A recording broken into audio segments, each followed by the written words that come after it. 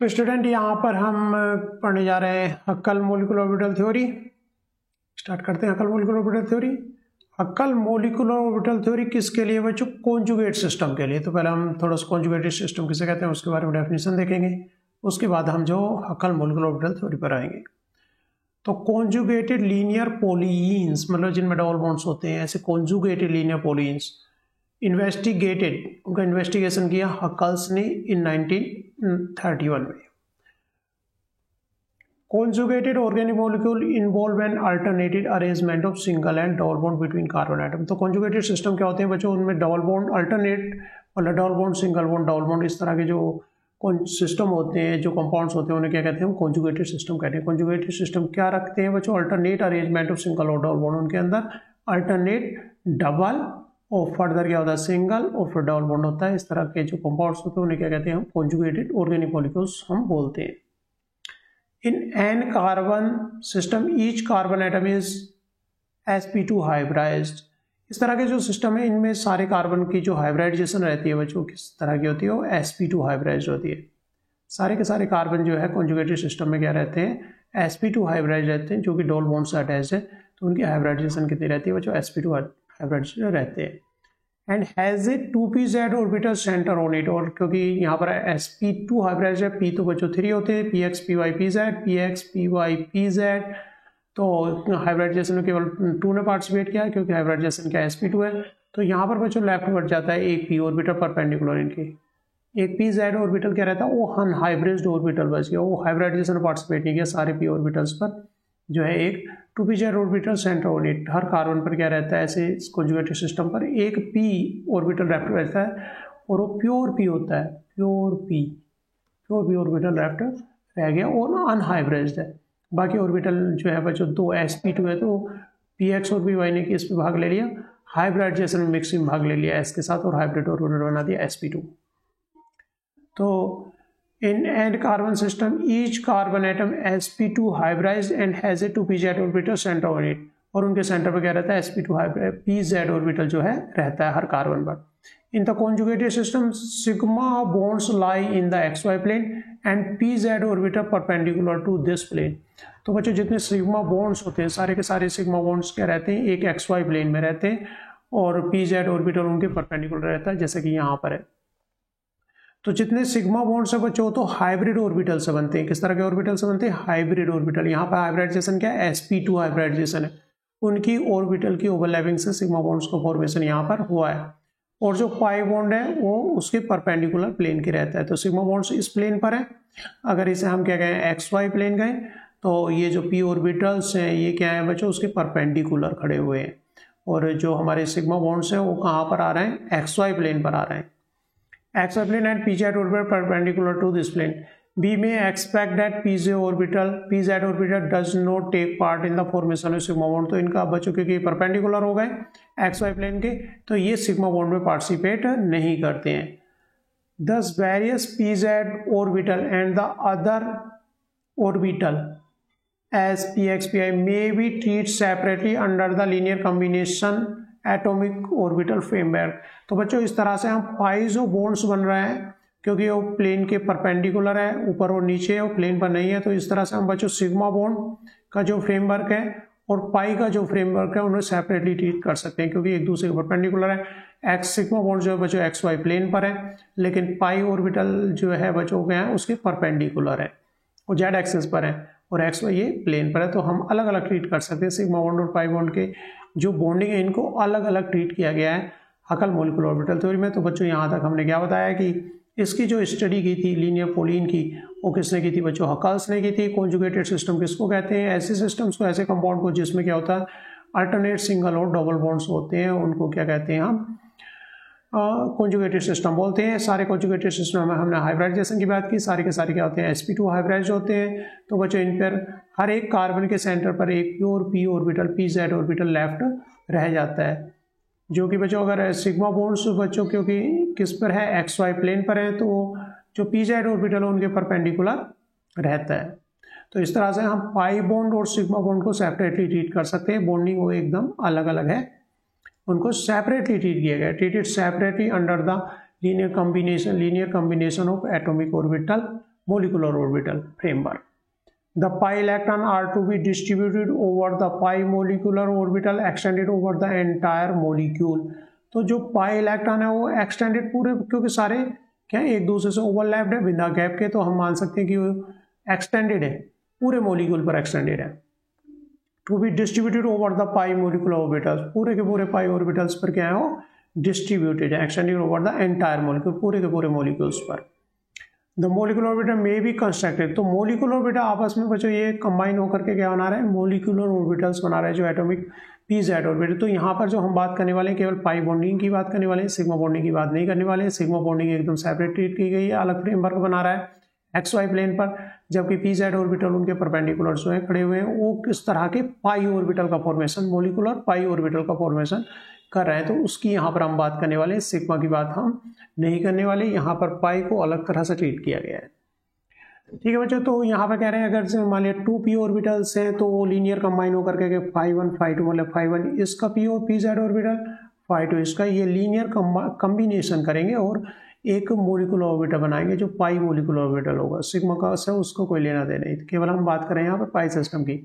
तो यहाँ से दो ऑर्बिटल आपस में कंबाइन करेंगे तो ये दो मोलिकुलर ऑर्बिटल बनेंगे, तो हम कॉम्बिनेशन देखेंगे C और C1 C2 के दो वैल्यूज हमें मिलेगी. तो दो p ऑर्बिटल कंबाइन करेंगे तो लीनियर कॉम्बिनेशन से इस तरह से मोलिकुलर ऑर्बिटल लिखा जा सकता है. अगर डाई की बात करें तो यहाँ पर 4 p orbital, first second carbon पर, थर्ड कार्बन, फोर्थ कार्बन पर. तो ये लीनियर कंबाइन किस तरह, पहले का pz ऑर्बिटल, सेकंड कार्बन का pz ऑर्बिटल, थर्ड कार्बन का pz ऑर्बिटल और फोर्थ कार्बन का pz ऑर्बिटल लीनियरली कंबाइन करके ये मोलिकुलर ऑर्बिटल का फॉर्मेशन कर रहे हैं. तो जितने भी नंबर ऑफ ऑर्बिटल सिस्टम के अकॉर्डिंग अगर ट्राइन होगा, हेक्सा ट्राइन, तो उसमें बच्चों C5 C6 और ऐड हो जाएगा.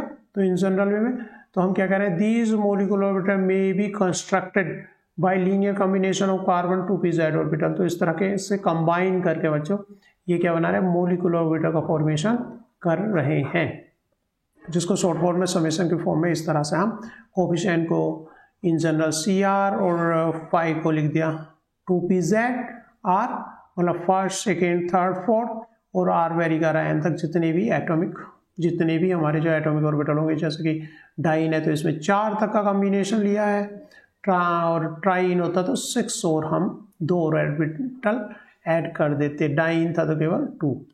ठीक है, तो इस तरह से लीनियरली कंबाइन करके ये मोलिकुलर ऑर्बिटल बना रहे हैं, पाई ऑर्बिटल लीनियरली कंबाइन करके बना रहे हैं. आगे बच्चों हमें यहाँ पर मेन ये जो एटॉमिक ऑर्बिटल्स हैं, जितने एटॉमिक ऑर्बिटल उतने मोलिकुलर ऑर्बिटल का कॉम्बिनेशन बना होगा, उसमें कोफिशिएंट की वैल्यूज निकालनी होगी. तो जो हमने यहाँ पर इस तरह से देखा कि इतना जितने एटॉमिक ऑर्बिटल उतने का कॉम्बिनेशन, लीनियर कॉम्बिनेशन से ये फॉर्मेशन कर रहे हैं. फिर represent the number of pz orbital, जितने भी नंबर ऑफ pz ऑर्बिटल्स होंगे Cn phi n तक. The coefficient as usually can be determined by variation. तो कोफिशिएंट बच्चों जो C1 है, C2 है, C3 है, इनको हम बच्चों वेरिएशन मेथड से डिटरमाइन कर सकते हैं. जैसे कि इससे पहले हमने variation linear combination, linear variation method बच्चों देखा था, उसको अगर नहीं वीडियो देखी तो उसको एक बार देखो. The variation method give us an simultaneously linear secular equations. तो बच्चों जो वेरिएशन मेथड अप्लाई करेंगे, यहाँ पर एनर्जी की वैल्यूज बच्चों निकालेंगे हम, जैसे कि हमने पहले देखा है फाई एच कट फाई उनकी वैल्यू रखते हुए अपॉन फाई डी टाउ. ठीक है, इस तरह से एनर्जी की वैल्यू निकालेंगे और हर कोफिशिएंट के लिए उसको क्या करेंगे, C1 कोफिशिएंट के लिए, C2 कोफिशिएंट के लिए इक्वल टू 0 रखेंगे. तो ये अलग अलग इक्वेशंस निकल के आएंगी, जैसा कि हमने बच्चों प्रीवियस वीडियो में किया है. लीनियर कॉम्बिनेशन की पहली वीडियो में बात की थी, एक इक्वेशन बच्चों बनाई थी हमने, जो एनर्जी की वैल्यू रखे, फाई की वैल्यू वहाँ पर रखा, प्रीवियस वीडियो में आपको देखना है. उसका C11 यहाँ पर आएगा, C11, लेकिन यहाँ पर हम क्या रख रहे हैं, उसको इक्वल टू 1 रख रहे हैं, जो वहाँ पर भी हम 1 रखेंगे. लेकिन एक पैटर्न हो गया H11 minus E C11, H12 minus E S1, नहीं C11 S11 क्या रखेंगे हम, S11 की वैल्यू क्या रखेंगे, ओवरलैप इंटीग्रल 1, और S12. एक इक्वेशन बच्चों दूसरी, जब del E upon del C2 coefficient के लिए 0 किया है तो ये इक्वेशन 21E S21, ये प्रीवियस वीडियो में हमने इक्वेशन बनाई थी, जिसको हमने बच्चों मैट्रिक्स की फॉर्म में फिर इनके जो कोफिशिएंट है उनको लिखा हुआ था. C1 C2 कोफिशिएंट थे, और यहाँ पर जो मैट्रिक्स एलिमेंट हैं इनको यहाँ पर मैट्रिक्स की फॉर्म में C1 C2 की वैल्यू निकालने के हिसाब से यहाँ पर रखा हुआ है।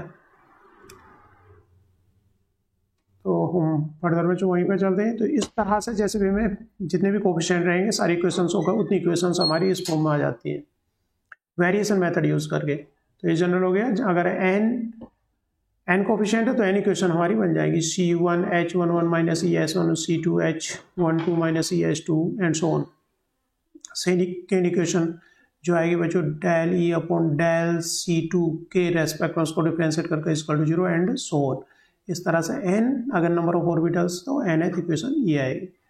तो यहाँ पर बच्चों कुछ जो है यहाँ पर कुछ इंटीग्रेशंस हैं जिनको यहाँ पर शॉर्ट फॉर्म में लिखा हुआ है HRR phi 2pz H Hamiltonian operator 2pz। HRR का मतलब यहाँ पर बच्चों क्या है, इसको बोलेंगे हम कूलम्ब इंटीग्रल बोलेंगे बच्चों। HRR का मतलब जब सेम हो H11 इक्वल टू H22 या फिर इक्वल टू H33 या H44। नेक्स्ट बच्चों HRS का मतलब हो गया H1 है H12 जब डिफरेंट है या फिर 2-3 इस तरह से R अलग है और S अलग है। तो ये वाला इंटीग्रेशन उस समय क्या कहलाएगा बच्चों, रेजोनेंस इंटीग्रल कहलाएगा। और SRR का मतलब है जब S11 है S22 है S33 है तो इसको जो हम कंसिडर करेंगे इक्वल टू 1 करेंगे। और SRS का मतलब हो गया बच्चों जब RS डिफरेंट नंबर्स है 1 2 हो गया या फिर S23 तो यहाँ पर अप्रोक्सीमेशन में इनको सबको 0 कंसिडर किया जाएगा। तो बच्चों यहाँ पर कुछ हमने नोटेशंस यहाँ पर लिखे हुए हैं जिनमें बच्चों HRR ये एनर्जी को रिप्रेजेंट करेगा, HRS बच्चों रेजोनेंस एनर्जी को रिप्रेजेंट करेगा यहाँ पर। तो इस तरह से बच्चों वेरिएशन मेथड लगा करके वेरिएशन मेथड यूज़ करके ये हमारी n इक्वेशंस आ जाएंगी जैसे कि हमने पहले किया हुआ है वेरिएशन मेथड में, उस तरह से यूज़ करके बच्चों आगे बढ़ते हैं। तो इस तरह से बच्चों ये जो n इक्वेशंस आएंगे इनको मैट्रिक्स फॉर्म में लिखा जा सकता है। जो n इक्वेशंस हैं इनको हम क्या लिख रहे हैं बच्चों, मैट्रिक्स फॉर्म में लिख रहे हैं। इनके मैट्रिक्स एलिमेंट में H11 minus ES1 H12 ES12 and so on H21 HN है। तो इस तरह से बच्चों इसको मैट्रिक्स फॉर्म में for the non trivial root we set n into n secular determinant equal to 0। तो यहाँ पर बच्चों इन इक्वेशंस को जो मैट्रिक्स की फॉर्म में रख रहे हैं तो हम कह रहे हैं कि इनके जो कोफिशिएंट है वो तो 0 नहीं होंगे, जो डिटरमिनेंट आया वो 0 के बराबर हम इसको पुट कर रहे हैं। प्रीवियस वीडियो में जैसे हमने बच्चों किया है सेम वेरिएशन मेथड में उसी तरह से। The above determinant can be solved for the various energy levels. The evaluation of various integral equation 1 to 3 cannot be carried out in a reasonable exact way. तो जो हमारी बच्चों इक्वेशंस है वो जो है एग्जैक्ट वे में इंटीग्रेट नहीं की जा सकती, तो हमें यहाँ पर कुछ जो है अप्रोक्सीमेशन कंसीडर करना पड़ेगा जिसको यहाँ पर हम देख रहे हैं। Huckel introduced the drastic approximation regarding the value of integral in equation 1 to 3। जो हमने इंटीग्रल्स माने हैं उनके लिए बच्चों हमने क्या कुछ अप्रोक्सीमेशन जो है हकल्स ने यहाँ पर कंसीडर किए हैं। In spite of drastic approximation जो अप्रोक्सीमेशन है उनके बावजूद the Huckel method has been found to be very useful in understanding many useful feature of pi boundary को फीचर को बच्चों अंडरस्टैंड करने में ये काफ़ी यूजफुल है, जबकि इसमें काफ़ी ड्रास्टिक अप्रोक्सीमेशन कंसीडर किए गए।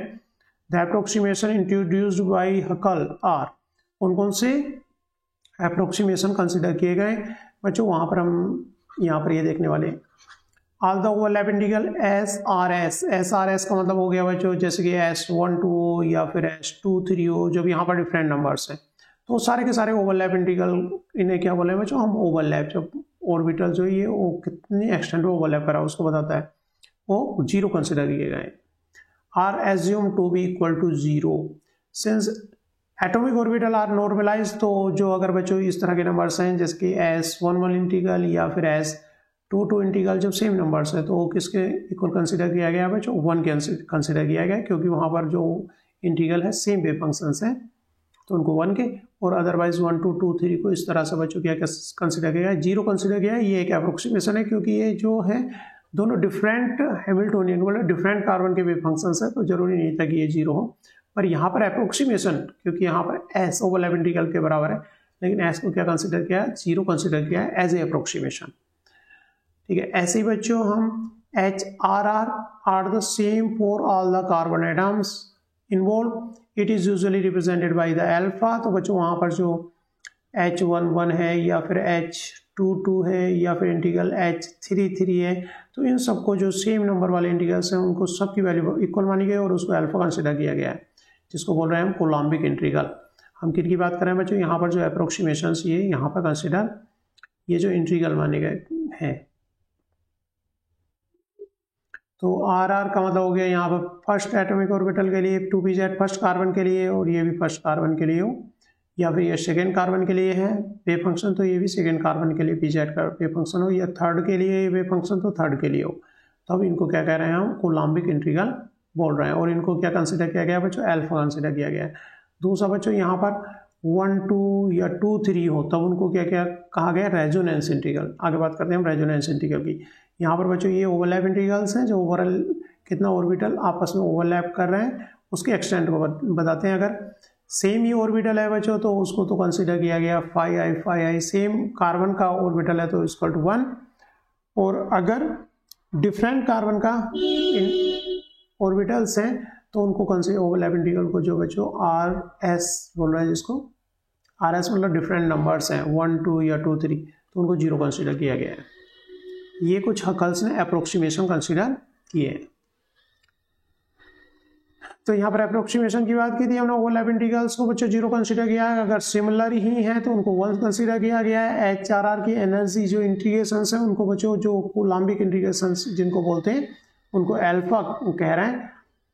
और HRS जो मतलब डिफरेंट है, जो assume to have the constant value beta, उनकी वैल्यू बीटा है। If atom RS are bonded directly, अगर bonded directly, all other H' RS are set equal to 0, the term beta is called resonance integral.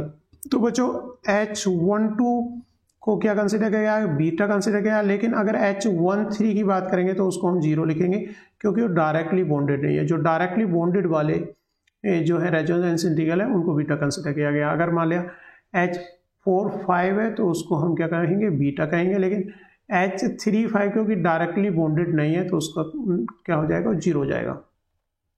is assumed to have the constant value beta if atom RS are bonded directly, all other HRS are set equal to 0। तो बाकी सबको क्या कर दिया? अगर directly bonded नहीं है तो उनको क्या कंसिडर कर रहे हैं हम? 0 कंसिडर कर रहे हैं। अगर डायरेक्टली बॉन्डेड है जैसे 4, 5 डायरेक्टली बॉन्डेड है उसके लिए जो है रेजोनेंस इंटीग्रल को क्या कंसिडर कर रहे हैं हम? बीटा नोटेशन दे रहे हैं यहाँ पर। तो यहाँ पर कुछ नोटेशन हमने देखे। तो हमारा जो हमारा डिटर्मिनेंट है उसको किस फॉर्म में हम लिख सकते हैं? तो देखो बच्चों H11 को हम लिखेंगे सेम है तो इसको अल्फा नोटेशन दे रहे हैं, -e कह दे रहे हैं हम। और S11 जो नोटेशन है बच्चों, क्योंकि S11 सेम नंबर है तो इसको कंसिडर कर रहे हैं 1। ऐसी H12 तो वह अगर कॉन्जुगेटेड आइन बच्चों इस तरह की है तो 1, 2 डायरेक्ट बॉन्डेड है तो इसको कहेंगे हम बीटा। लेकिन S12 सारे जो है वो बच्चों 0 कंसिडर करेंगे तो 1 अल्फा -e, यहाँ पे बीटा आ गया बच्चों। इससे जो नेक्स्ट टर्म होगी H13 -e, S13 जो टर्म आएगी वो बाकी सारी की सारी क्या कंसिडर होंगी? 0 हो जाएगी। ऐसे बच्चों यहाँ पर H21 है तो H21 को हम कहेंगे बीटा क्योंकि 21 डायरेक्टली सिग्मा बॉन्डेड है तो उसको बीटा कंसिडर कर रहे हैं। -ES21 सारे ओवरलैप इंटीग्रल जो भी डिफरेंट है सारे के सारे क्या कंसिडर किए गए? 0 कंसिडर गए। तो यहाँ पर खाली बीटा रह गया। H22 को लिखेंगे हम अल्फा, सिमिलर नंबर है।